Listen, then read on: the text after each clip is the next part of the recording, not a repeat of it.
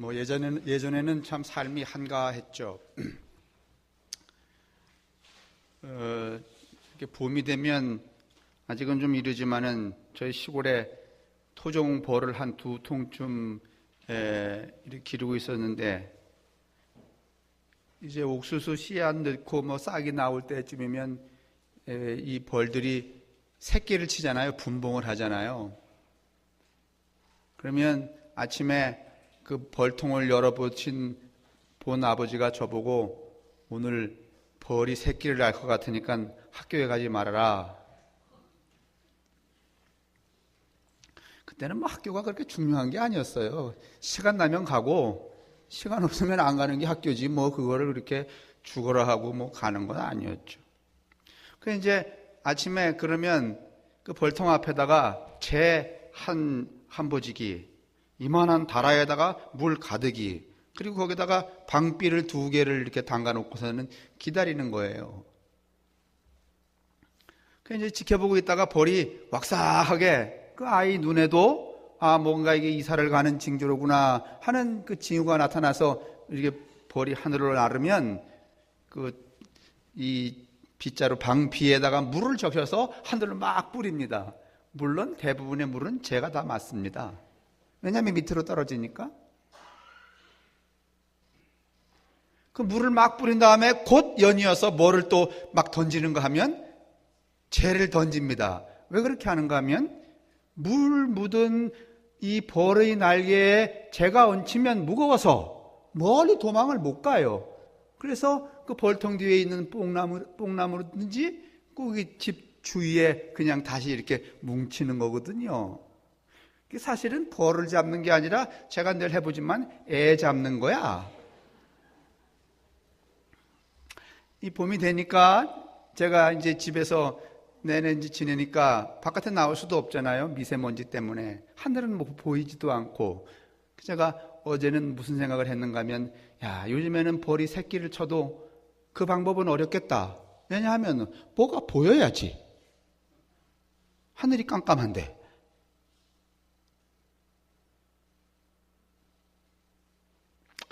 우리가 참으로 소위 기후만 재앙이 아니고 이 시대의 모든 시스템, 국가 권력이라든지 개인의 가치관, 무슨 윤리라든지 이 모든 것들이 참 경랑하는, 그러면서 붕괴하고 새로운 것들이 창조되는 그러한 세대에 여러분과 제가 살고 있습니다.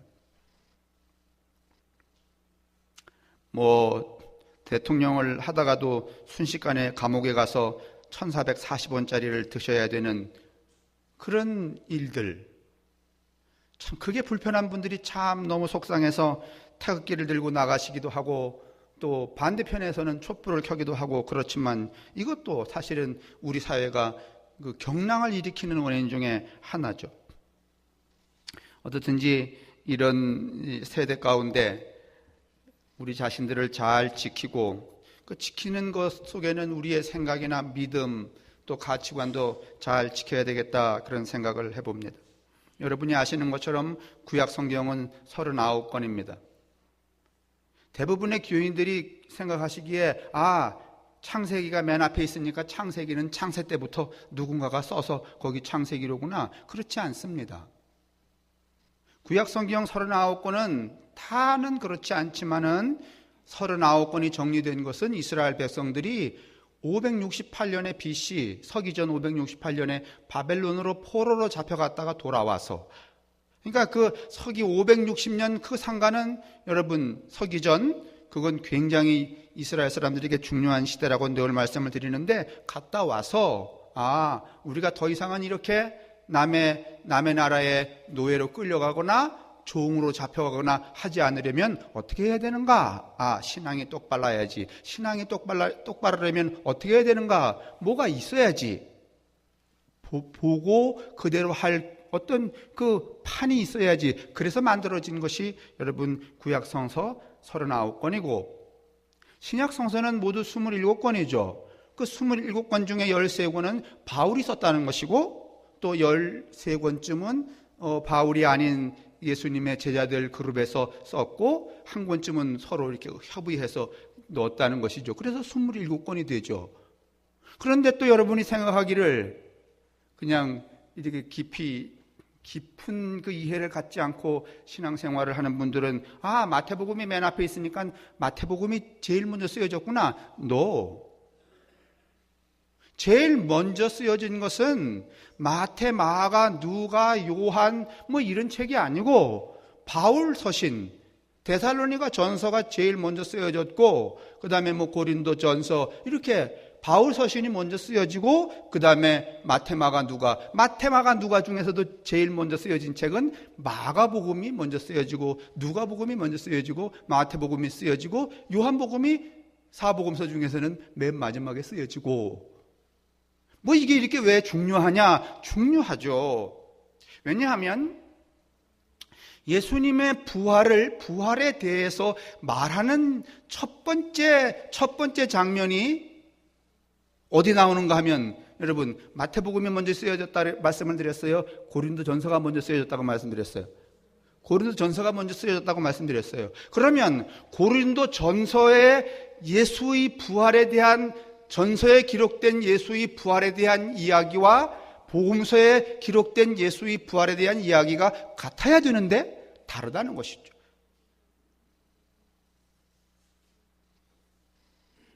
고린도전서, 그러니까 마태, 마가, 누가, 요한보다 먼저 쓰여진 고린도전서 15장 4절 5절에는 어떻게 되어 있는가 하면 바울이 이렇게 그 부활의 사건에 대해서 증언을 하는데 예수님께서 죽으셨다가 다시 살아나서 3일 만에 나타나셔서 베드로에게 나타나시고 게바에게 나타나시고 제자들에게 나타나시고 그리고 수백 명의 믿는 사람들에게 나타나셨느니라 이렇게 되어 있어요. 다시 말하면 고린도전서 신약 성경 중에서 예수의 부활 이후의 이야기를 가장 먼저 하는 바울은 그 부활의 그 사건을 어떻게 이제 방점을 두는가 하면 누구에게 나타났다. 여러분 생각해 보세요. 예수님이 내일 모레 부활절날 부활하셔갖고서는 딱 나타나실 때 누구에게 제일 먼저 나타나셨으면 좋겠어? 우리 중에 신명섭 장로님 아니면 허목사 아니면 찬미. 그러면 허목사에게도 나타나지 않고 목사인데도 불구하고 신명섭 장로에게도 나타나지 않고 장로로 이제 하나님 나라에 곧 가셔야 될 지경인데 찬미에게 나타났다. 그러면 우리가 기분이 좋을까 아니면 쪽팔릴까? 이런 사고는 무슨 문제를 유발하는가 하면 누구에게 나타났다라고 하는 이 증언은 서열을 만들게 되어 있습니다. 그런데 여러분, 오늘 여러분과 제가 읽은 이 마가복음, 고린도전서보다는 좀 늦게 쓰여진 그러나 공간복음서 마태, 마가, 누가, 요한복음 중에서는 제일 먼저 쓰여진 이 마가복음에서는 누구에게 죽은 다음에 나타나 누구에게 보이셨다 이렇게 되어 있는 게 아니라 마가복음에서는 누구에게 보였다는 말은 없고 무덤이 텅 비었더라 이 말이 나와 있어요.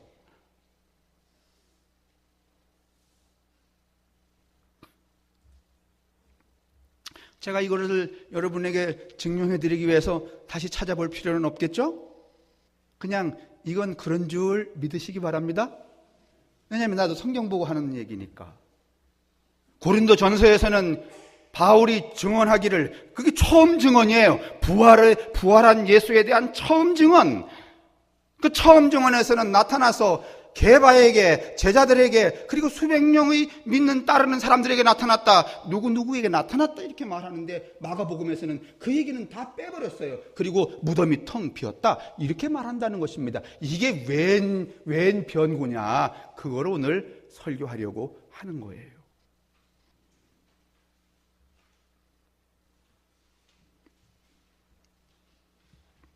그럼 이렇게 예수의 부활 사건을 다르게 증언하는 이 마가 공동체, 누구에게 나타났다고 말하지 않고 그 말은 빼버리고 무덤이 텅 비었다고 말하는 이 요한 교회의 사람들의 그 믿음의 그 본심은 뭘까요? 왜 그랬을까?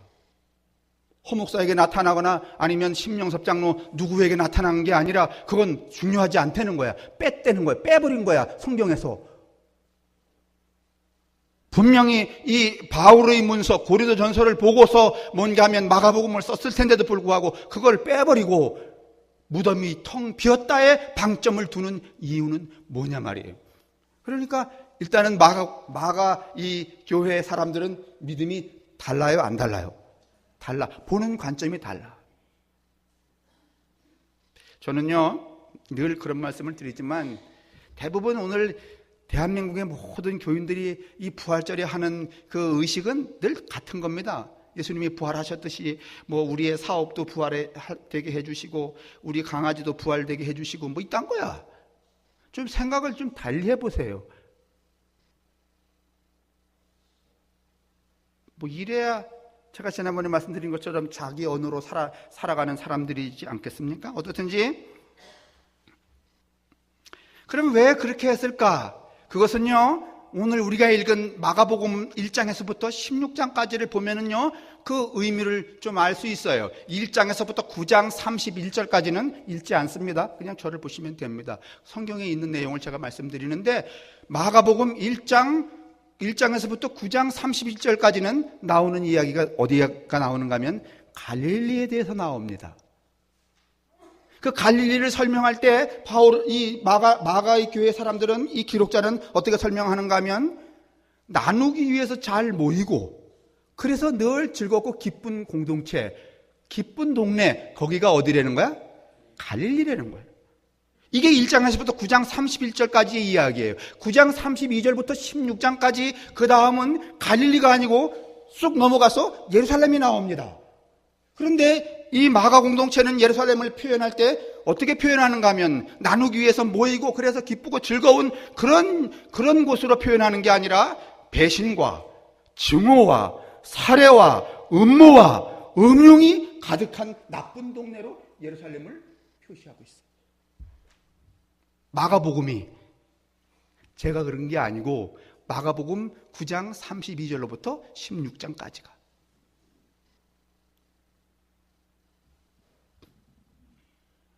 그러면 자요, 바울은 그렇게 말하지 않았어요. 예수님이 부활해서 누구에게 나타나고 누구에게 나타나고 누구에게 나타났는데 그걸 보고 그 다음에 20년이나 10년 뒤에 이제 마가복음을 쓰는 사람은 그 내용을 빼버리고 다른 내용에 방점을 둬요. 무덤이 텅 비었다는 것에. 그러면 그들의 믿음관, 신앙관은 뭐냐? 그런데 그 신앙관을 어떻게 알 수 있느냐? 1장과 9장까지를 보고 9장부터 16장까지를 갈릴리와 예루살렘을 이렇게 대견해서 보았을 때 텅 비었다는 얘기는 이제는 이 예루살렘의 신앙제의, 다시 말하면 예루살렘은 이제 망했다, 그 뜻입니다.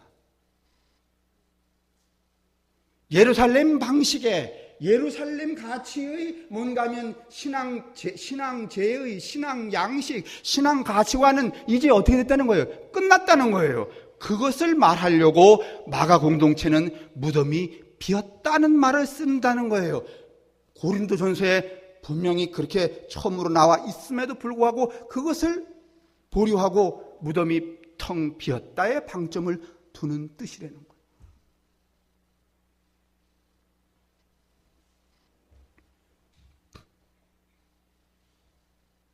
그러니까 이스라엘의 중심이었던 예루살렘, 지금 우리나라의 중심은 어디죠? 서울이죠. 그래서 다 대학도 어디로 가려고 그러고? 어디로 가려고 그러고? 서울대 아니면 서울에 있는 대학. 그게 서울 중심의 문화 구조죠. 그리고 가만히 보면은 서울 저기 새를 살아도 새 사는 사람이 여기 우리 춘천에 와갖고서는 한 100평 사는 집에 뜩 들어가서 뭐라 그래요? 나 어서 왔다고? 의식구조가 이게 아주, 그러면 우리는 그 사람은 서울에서 새 살고 있고 나는 여기서 100평 살아도 일단은 서울에서 왔다면 내가 어떻게 해야 돼? 광을 팔아야 돼, 안 팔아야 돼?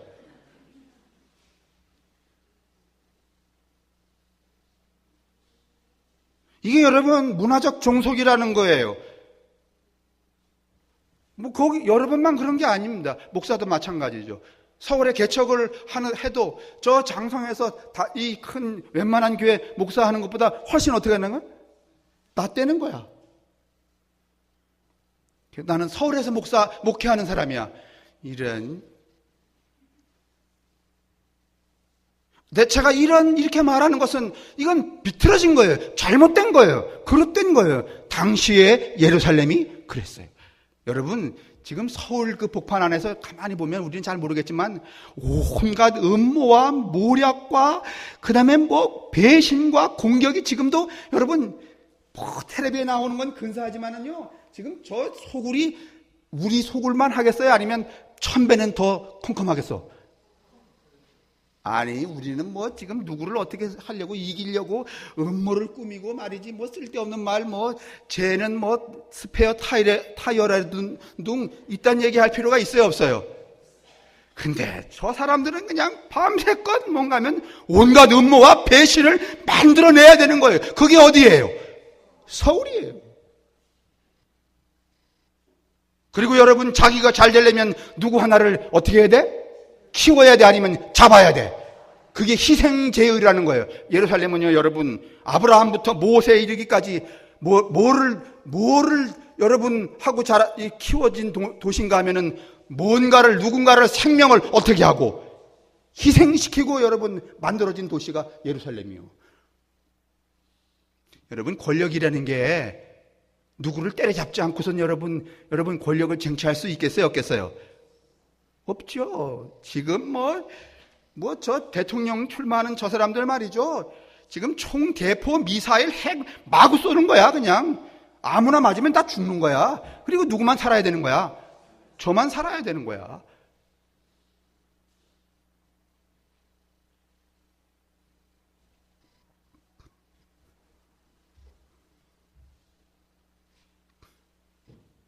예루살렘이 이렇게 그 본질을 상실했기 때문에 죽음의 저주가 예루살렘에 덮쳤을 뿐만 아니라 지난 주간에도 말씀을 드렸지만 이제 그 로마가 이스라엘을 이렇게 압제하고 있으니까 어떻게든지 독립을 해보려고 1차, 2차, 3차 독립운동을 하게 되죠. 1차 독립운동이 60년 상간에 이제 벌어지게 되는데 그 왜 그런가 하면은 생각이 안 나네. 아그리파 1세라는 이 왕이 죽고 이 로마의 이 권력이 조금 누수가 생겼어요. 흔들흔들했어요. 그래서 미처 이스라엘을 장악하는 그 힘을 발휘하지 못하는 그런 지경이 되었어요. 이제 그러니까 어떤 상황이 생겼는가 하면 이쯤에 우리가 뭘 해야 되겠다? 독립을 해야 되겠다. 그래서 독립운동이 시작이 된 거거든요. 그런데 여러분, 네로가 죽은 이후에 이 소위 말하면 베스파시아누스라고 하는 이 황제가 장군인데 자기 아들 티투스를 여러분 동원해서 14개 군단, 지난주간에 말씀드린 1개 군단이 몇 명이라고요? 6,000명이에요, 여러분. 기병과 마병까지를 포함해서. 근데 14개 군단을 이끌고 어디를 쳐들어와요? 예루살렘을 쳐들어와요. 맨 끝 마지막으로 끝난 게 마사다에 여러분 엄청난 사람이 전멸을 합니다. 그때 뭐가 타버려요? 뭐가 타버려요? 70년에 예루살렘 성전이 홀라당 타버리잖아요. 그리고 그 예루살렘에 있던 사람들이 누구를 모함해서 십자가에 달아 죽였어요. 이런 일련의 신앙적 제의와 역사적 현실과 그 다음에 예수가 십자가에 달려 죽는 그 모습을 보고 마각교회 사람들은 뭐라고 말하는가 하면 이 예루살렘의 이 정신머리는 이젠 소용이 없다. 이렇게 선언해버리고 마는 거예요. 그 예루살렘의 이 가치라고 하는 것은 제국주의적인 가치인데, 그래서 여러분에게, 그래서 어떤 이제 표현을 쓰는가 하면 고린도전서에서는 부활 후에 그 이 예수의 처신이 누구에게 나타났다는 것에 방점이 있는 반면에 마가복음에서는 누구에게는 없어지고 무덤이 텅 비었다는 것만 방점을 찍어서 모든 사람들이 이제 예루살렘 스타일의 신앙생활은 된다 안 된다? 안 된단 말이에요. 자, 제가 여러분에게 좀 더 명정하게 보여드리려고 그게 진짠가 하나 올려주세요. 하나는 마가복음 16장이고 하나는 누가복음. 누가복음은 마가복음보다 15년 뒤에 쓰여진 책입니다. 그리고 누가복음을 쓸 때 이 쓰는 사람은, 이 기록자는 마가복음을 보고 또 참고를 해서 쓰게 됩니다. 그런데 마가복음은 이런 사고를 하고 있는 반면에 누가복음 사람들은 어디에 들어와 있는가 하면 이 사람들은 세상이 변해서도 그래도 어디가 좋지? 예루살렘이 좋지. 그래갖고 예루살렘에 뭔가 하면 교회에 이 뿌리를 두고 있는 집단들이었어요. 다시 말하면 예루살렘 기독교 공동체다 이렇게 말할 수 있어요. 그런데 여러분 보세요. 그러니까 마가복음이 먼저 쓰여졌어요. 그리고 누가복음이 그 다음에 쓰여졌어요. 그런데 여러분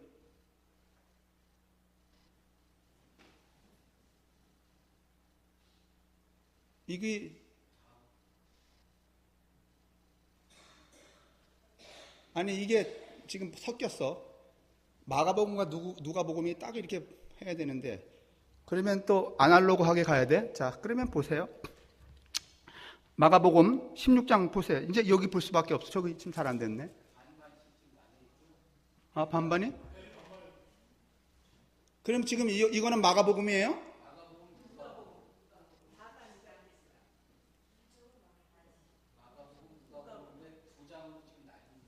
그러면 이 뒤에가 없잖아. 그럼 그렇게 헷갈리잖아. 여기에 벌써 정신이 없으시잖아요. 저렇게 어리벙벙 하시잖아. 그러니까 그냥 마가복음 보세요. 16장.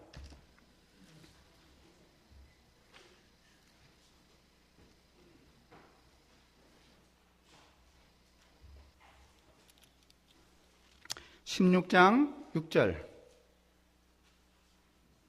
16장 7절. 자, 읽으실 수 있죠? 시작.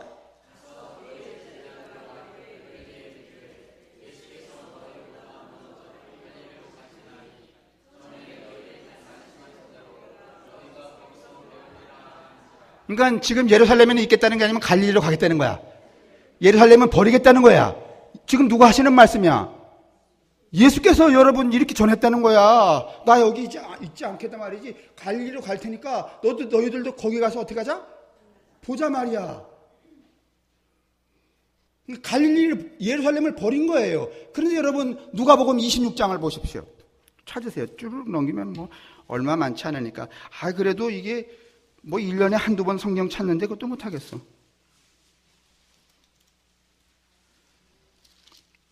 24장.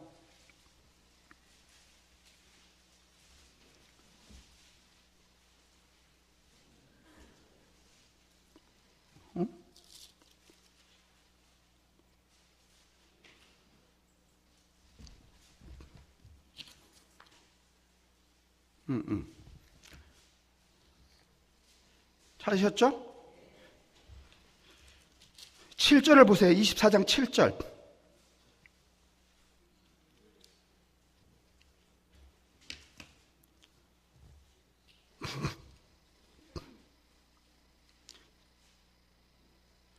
아, 6절입니다. 6절. 6절입니다. 이 마가복음 16장 6절에서는 뭔가 하면은 갈릴리로 가라 그랬죠? 거기서 만나겠다 그랬죠? 근데 이 누가복음 24장 여러분 6절을 보십시오. 시작.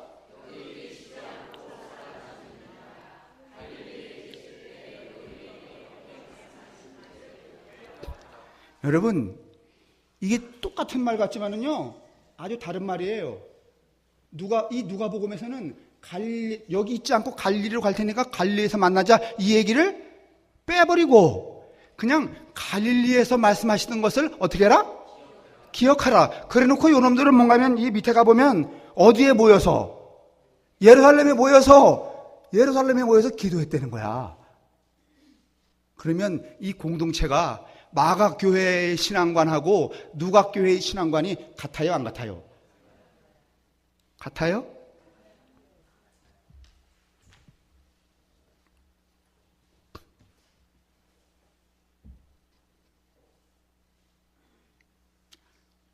누가교회는 여러분 이미 이 마가교회가 거부하고 있는 제도권,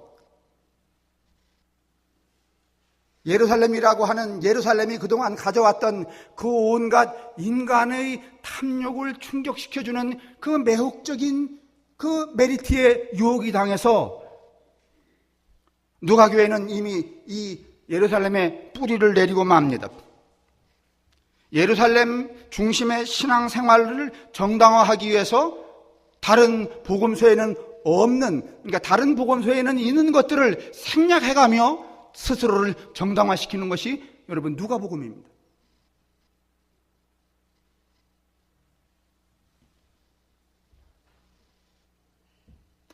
마가복음은 여러분 예수의 부활을 어떻게 이해했는가 하면 예루살렘의 보존이야 해체야. 해체야. 그런데 누가복음은 예루살렘의 해체야 아니면 보존이야? 보존이 아니야. 유지 계승 발전이야.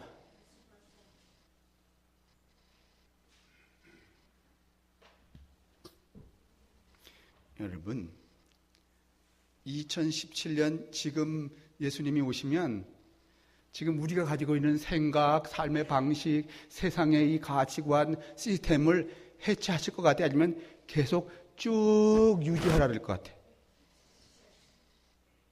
여러분 생각에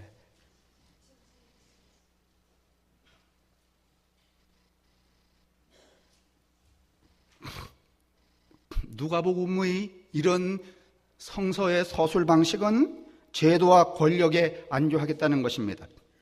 다시 과거 예루살렘의 종교, 그 다음에 희생과 의례와 계급의 제국주의적인 종교로 가겠다는 것입니다. 그래도 이때만 해도 여러분 요한복음이나 마가복음이 저런 장치들이 있어서 견제가 되었지만은 이런 제국주의적, 종교의 제국주의적 성향은 여러분 언제 아주 명징하게 여러분 이제 뿌리를 내리기 시작하는가 하면 콘스탄틴이 기독교를 국교로 인정하면서부터, 본래 여러분 로마라고 하는 나라가 이 유럽이 여러분 유럽이 저렇게 유럽이 된 게 얼마 되지 않았습니다. 북방에서 내려오는 사람들, 아랍에서 올라오는 사람들을 그 각축장이었어요. 끊임없이 싸웠습니다. 313년에 결국은 콘스탄틴이 로마를 통일하는 거 아니겠어요? 맨날 전쟁하는 놈들이 무슨 이런 규칙이나 이 제도가 있었겠어요? 그런데 이 콘스탄틴이 여러분 나라를 통일하고 딱 보니까 아주 오래전부터 1000년도 더 된 그 시대부터 뭔가 규칙을 가지고 규칙을 지키면서 살아온 종족이 하나 있네? 그게 누구야? 그게 누구예요? 율법을 지켰던 이스라엘 아니에요. 그러면 맨날 전쟁이나 하던 머리 나쁜 사람이 뭘 이렇게 틀을 만들려면 여러분 그 금방 머리에서 나와요, 안 나와요? 안 나와요. 그럼 보고 뺏기거나 참고를 해야 되는 거야. 그럼 어디서 참고를 해야 돼? 기독교에서, 그 유대교에서 참고를 해야 돼요. 그래서 여러분 인정된 게 313년에 여러분 기독교의 국가 종교로 공인하는 거예요. 그때부터 여러분 이 기독교는 어디로 들어가 버리는가 하면 제국주의로 들어가 버리고 마는 거야. 제국주의에 편입이 되고 마는 거예요. 여러분 이 제국주의가 무슨 말인가 하면은 내가 살기 위해서 누구든지 어떻게 하면 좋다? 죽여도 좋다. 이게 간단하게 말하면 제국주의의 여러분 이론입니다. 그래서 4세기에 암브로스나 아우구스티누스 같은 이 신학자들이 아주 명징하게 말합니다. 우리의 적은 모두 어떻게 해라? 죽여라. 여러분 그 이후에 기독교인들이 착했어 아니면 정말 악랄했어? 악랄했어요, 여러분. 지금도 IS 터지고 여러분 그 미군에 의해서 죽어간 이 양민만 서민만 여러분 7만에서 10만 명입니다. 무차별로 죽여서.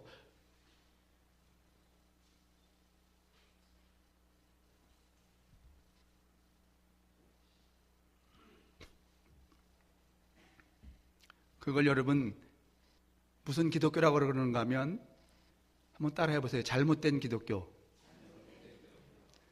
이건 제가 지어낸 말이 아니라 공식적으로 학자들이 기독교가 나라의 로마의 국교로 공인된 313년 이후 암보로스나 아우구스티누스가 여러분 우리의 적은 누구든지 죽여도 괜찮다라고 하는 그 사고에 조성된 기독교를 여러분 잘못된 기독교라고 그래요. 콘스탄틴 기독교라 그래요. 지금 여러분과 제가 믿는 이 세대의 기독교는요, 정확히 말하면 예수 기독교가 아니야. 콘스탄틴 기독교지. 약육 강식이야. 큰 교회가 작은 교회를 살려 아니면 집어먹어.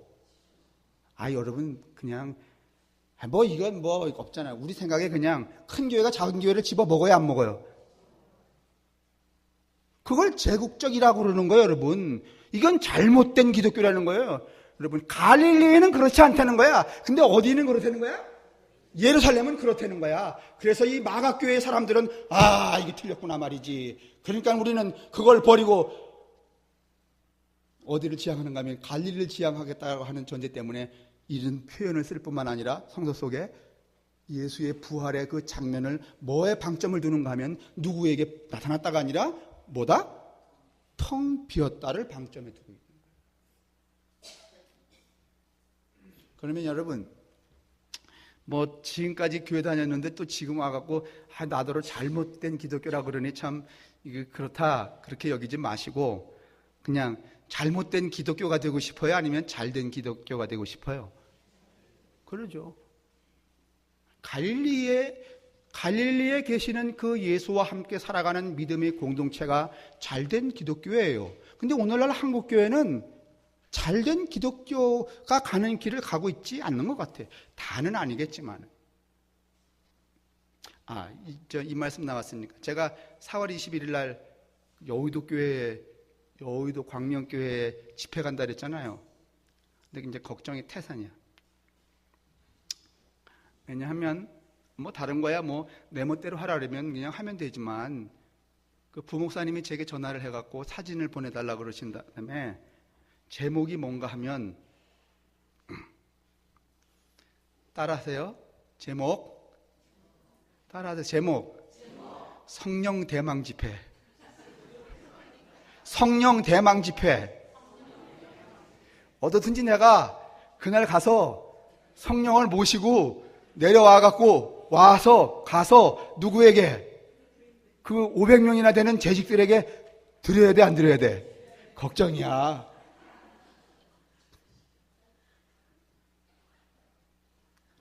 (12일) 11일 날 화요일 날 이 담임 목사님이 이제 저를 보고 싶다고 오신다 그랬어요. 그래서 내가 그 목사님께 의논 드릴 거야. 그 대망이라는 게 기다릴 때자 희망할 망자인지 큰 대자에 망할 망자인지. 난 아무래도 앞쪽보다는 뒤쪽이 나을 것 같아.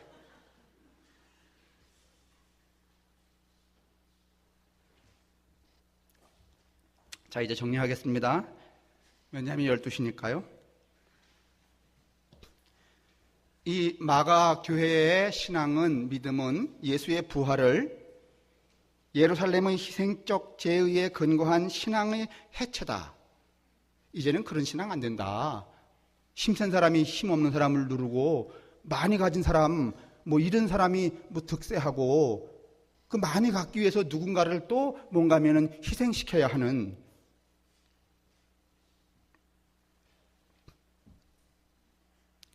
이게 옳은 기독교였다는 것입니다. 그러니까 이 누가 교회의 공동체는 이미 조금 약간 변해지기 시작한 거죠. 사실은요, 늘 말씀드리지만 이 변해가는 누가 교회와 마태 교회를 보고 그게 근심되어서 공격하기 시작한 교회가 누군가 하면 요한 교회예요.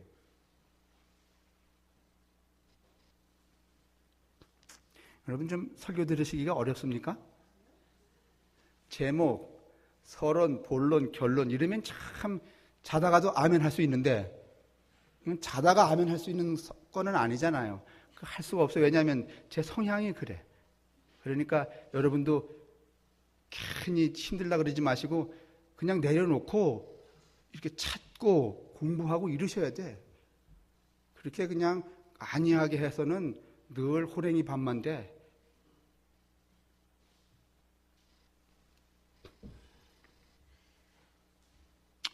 마가 공동체는 이렇게 옳은 기독교로 가고 싶었어요. 옳은 예수의 그 믿음을 가지고 가고 싶었어요. 그러나 벌써 그때도 여전히 누군가를 부리고 압제하고 빼앗아서 자기의 소유를 채우는 잘못된 관성을 버리지 못하는 또 그런 일련의 여러분 신앙 공동체가 생긴 거죠. 제국주의적 기독교로 돌아가 버리고 만 것입니다. 이것 때문에 과거나 현재에도 하나님의 이름으로 엄청난 나쁜 일들이, 살인행위 뭐 이런 것들이 정당한 것처럼 자행되고 있죠. 뭐 우리가 미국 얘기할 거 없지만은 미국도 사실은 그 정권을 잡은 트럼프나 이런 사람들이, 미국을 움직이는 사람들이 미국 신앙생활에 보수적인 사람들이거든요. 펀더멘탈이라고 근본주의자들. 이 사람들이 무서운 거야. 나 아니면 너는 뭐야 다. 그렇지, 귀신이 아래서 다 어떻게 해야 돼? 죽여야 되는 거야. 자, 여러분에게 이제 결혼을 하겠습니다. 우리가 믿는 이 예수 믿음은 예루살렘의 희생적 제의, 예루살렘의 희생을 바탕으로 해서 여러분 구축된 믿음이 아닙니다.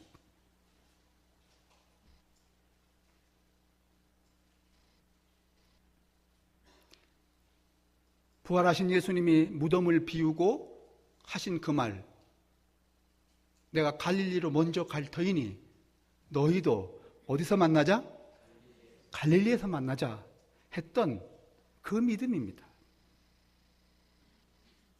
이 갈릴리의 믿음은 누가 누구를 압제하려고 하지 않고 지배하려고 하지 않고 침탈하여서 자기의 이익을 더 보려고 하지 않습니다.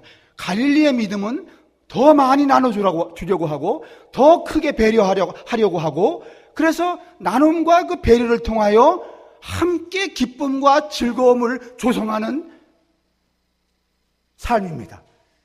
그것이 여러분 잘된 기독교입니다.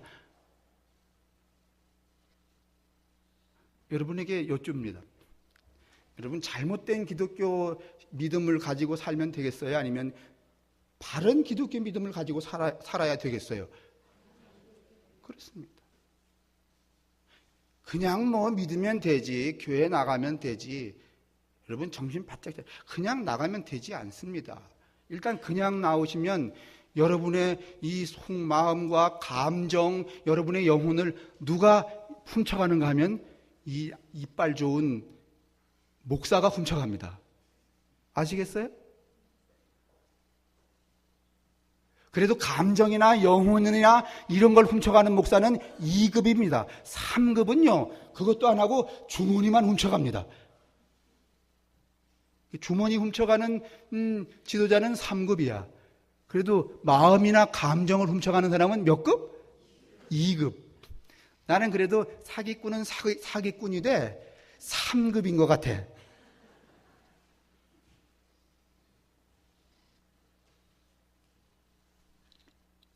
여러분, 바로 알고 정말 바른 기독교의 바탕 안에서 하나님도 기뻐하고 나와 더불어 함께 살아가는 모든 사람들이 억울하거나